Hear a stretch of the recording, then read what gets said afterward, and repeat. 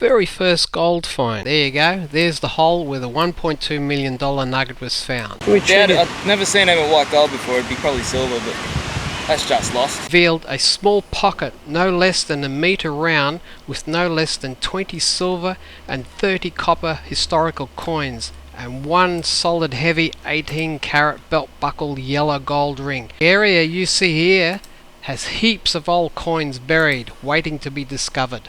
I really can't tell you how happy she was, but if you take a careful look at the picture, you will see exactly what I'm talking about.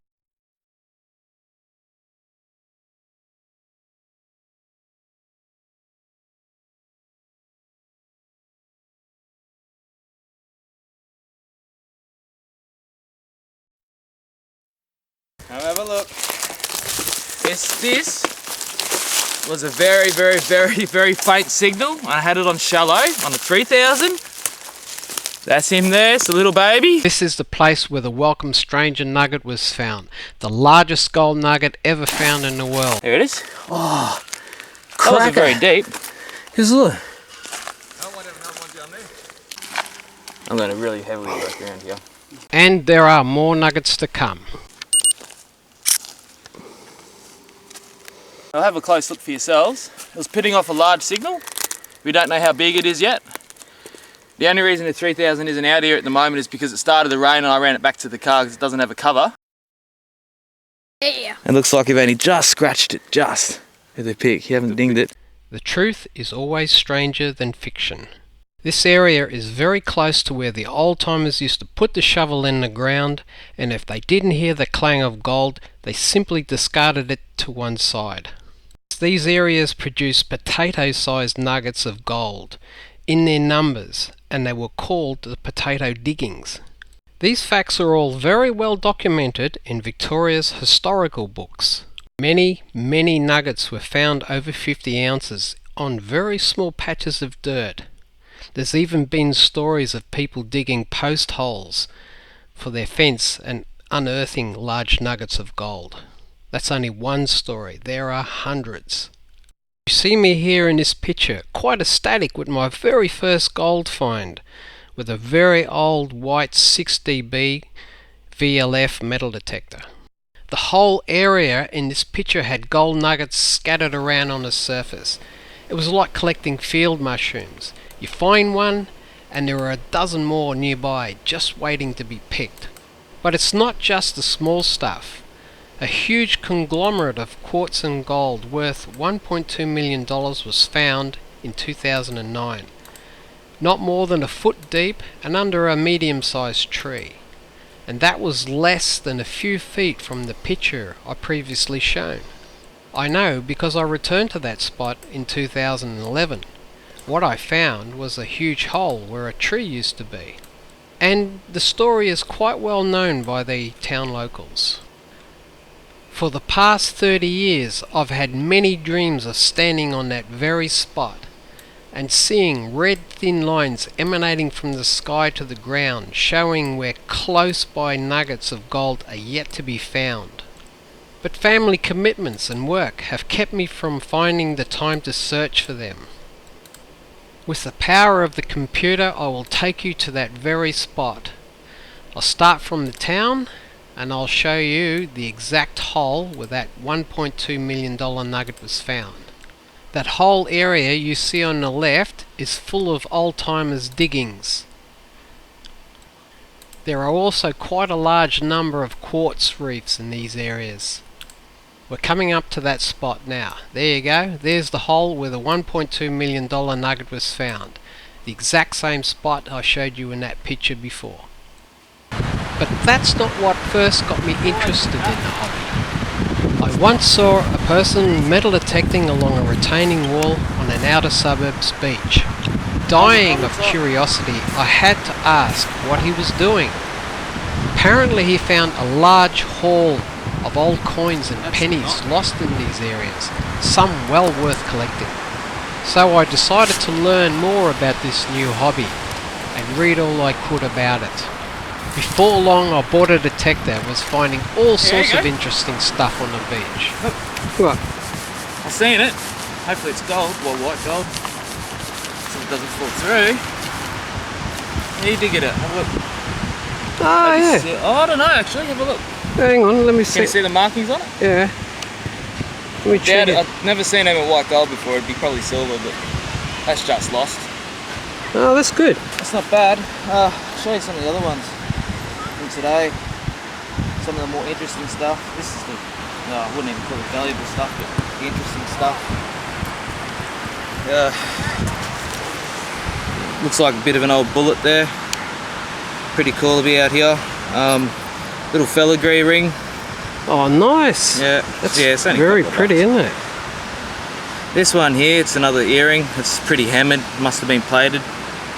Oh. Another one of those puzzle rings, but this one actually looks like it's a fake. And here I've got the amount. We've had to work really hard today. It's very hot too. A lot of coins, an extraordinarily lot of bottle tops. Even a cool squid thing they catch squids with. Oh, yeah. There's a couple of old pennies in there, but I think they're floating around the bottom and they're not much good for anything. But interesting enough, like we've always said, every one of the rings have been found in 20-cent pieces. So it's, I don't know, just a general rule that seems to apply to us here in Australia. Now, I'll keep on going, but I think I'm just about had enough. Go home for a nice cold drink. One day I was approached by a person who knew a lady that recently lost a large white gold diamond ring while she was dipping her hands in shallow water. Once I got a rough idea of the area she lost it, I got to work trying to find it for her. There were plenty of young children helping me. I felt like the Pied Piper. Every item I dug up was rushed by children to grab it first. Good thing I checked every target, as one of the boys had grabbed the ring and kept it in his hand, and when I asked him, he simply opened up his hand to reveal a beautiful large white gold ring with a large diamond. I can't tell you how happy I was to find the ring, and when I returned it to the lady owner, the look on her face was worth $1 million. I learned that despite the litter that detectorists complain about, there are real treasures to be found. You just have to know where to look and be patient and persistent.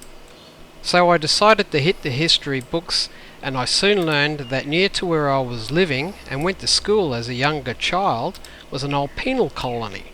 I decided to investigate the area and soon learned that the area around the remnants of a very old jail, which were not disturbed by modern council work, was rich in historical artifacts, coins, bullets and shells. The concave section seen here on the beach at low tide was particularly profitable, where items according to the weight rule revealed a small pocket no less than a metre round with no less than 20 silver and 30 copper historical coins and one solid heavy 18-carat belt buckle yellow gold ring dating back to the time of the first settlers. The beauty with detecting on a beach is that subsequent tides often produce more items, and if you hit the area after a storm and you know what to look for, you will likely hit the jackpot. One day I was detecting in a vacant block of land. I found a good condition complete Synchrome mechanics toolbox in a tuft of grass, a bunch of copper coins, silver coins, and a very rare old penny under an old concrete go-kart track. It sure is surprising what you can find if you just keep an open mind. The area you see here has heaps of old coins buried, waiting to be discovered. But like I said, gold is always found according to the weight rule. Believe it or not, the beach and native gold situations are very similar.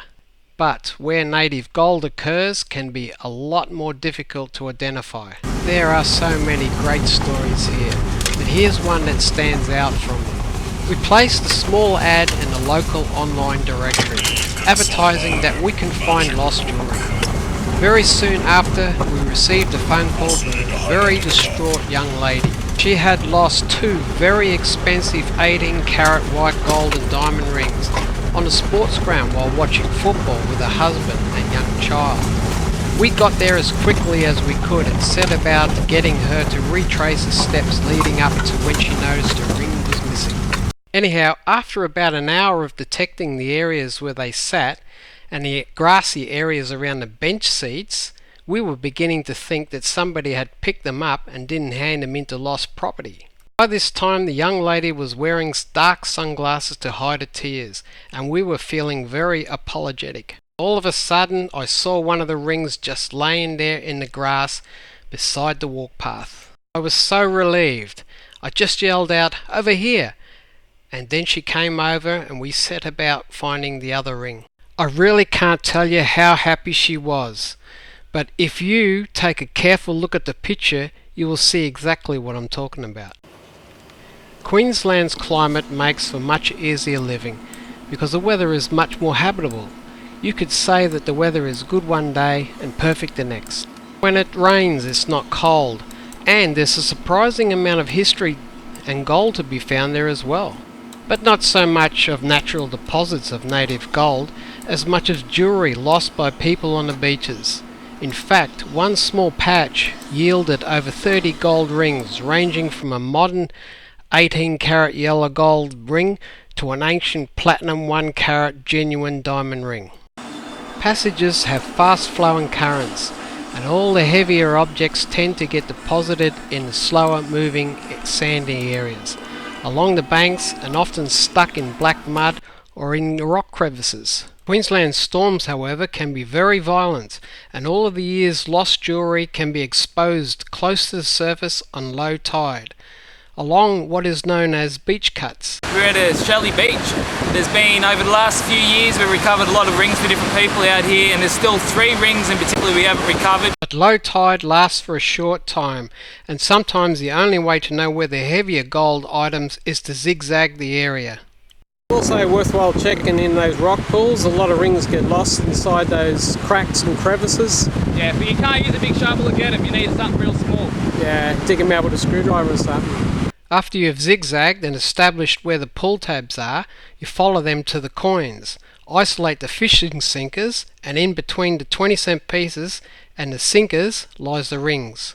We have found a staggering amount of gold, but be aware, don't tell anybody about your gold finds, or you will have the lot disappear in a home robbery, like what happened to us when we went out shopping one day. Luckily, we still got most of the pictures, and every item has a memory and story attached to it, but the elusive retirement nugget is always at the back of my mind.